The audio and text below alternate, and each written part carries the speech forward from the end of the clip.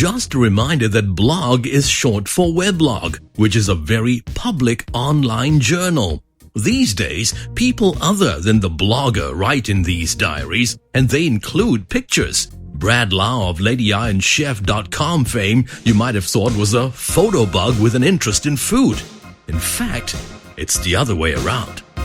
Some people blog because they want to remember what they have eaten, what they did in the past. Blogging is like an extension of their online diary. But for some people, I suppose, they love writing, they love eating, be it food blogs or fashion blogs or beauty blogs. They have something that they're passionate about and they just want to write it down and share with the world. So I think it really depends on personal individuals. Yeah. In the internet generation, it seems that the internet lends itself to your current activities because you are born into that generation. Yes, because everybody is just so connected to the internet every day. I mean, people on Facebook, Twitter, on blogs every day. So it's very natural. And that this now becomes your avenue of expression.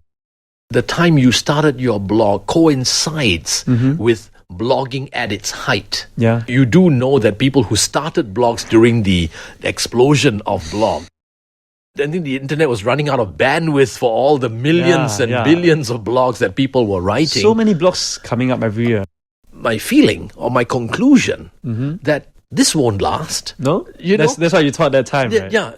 But the figures do tend to support the fact that those who started a blog, of all the people who started a blog, and there have been billions, a third have stopped blogging. Yes. The reason is blogging is getting quite glamorous nowadays. You have seen bloggers attending events and shows and all that kind of stuff. So I suppose a lot of people thought that blogging is actually very easy. I mean, they want to do something similar. They probably are thinking that if someone can do it, I can do it too. So they started a blog without knowing how much hard work and how much time you have to put into blogging. You say I can do it too? Tell me how. Assuming I bought a new computer, I got a brand new internet connection, and I've decided to become a blogger. Right? We've not decided what the subject is going to be, but I'm going to get into blogs. Just like I have an email address and a personal web page, just as I have my Facebook, and I also must have my Twitter feed. I must have my LinkedIn connection, and I must be able to serve. So I want to start a blog. Well, I mean, there are different blogging platforms. WordPress, Blogspot, Tumblr. I mean, they are just some of the more popular blogging platforms. So you can go to one of them, create an account, and there you go. You have a blog. And deciding how the blog shall look. They usually have like very default templates that you can actually download online for free. Yes. But if you want a more professional look, then probably you need to hire somebody who knows how to design and code a website to do it for you.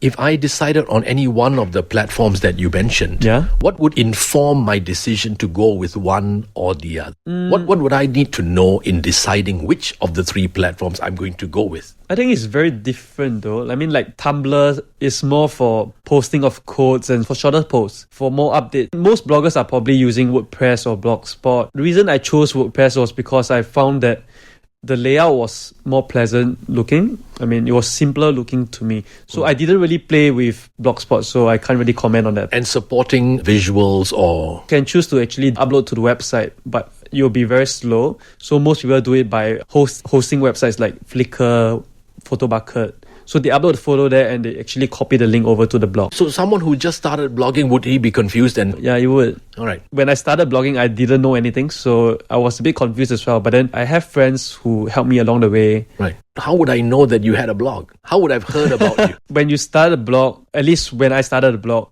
it was through a word of mouth. People would tell their friends that, there's this blog. You can actually check out the blog.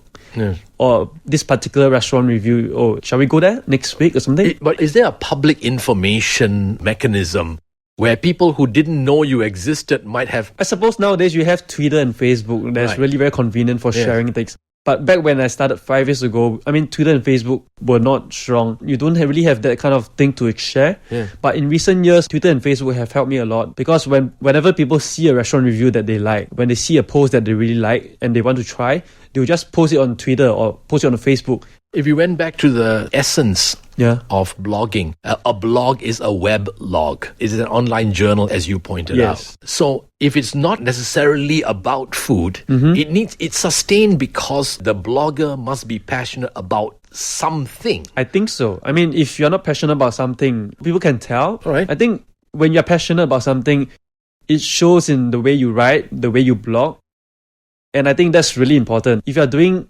a blog because of other reasons, other than being passionate about it, it probably wouldn't last long. To be honest, I suck at photographs last time. My photographs were horrible and I couldn't write that well as well. At some point of time, actually, I told myself I must improve because there are people reading and I have a responsibility to my readers.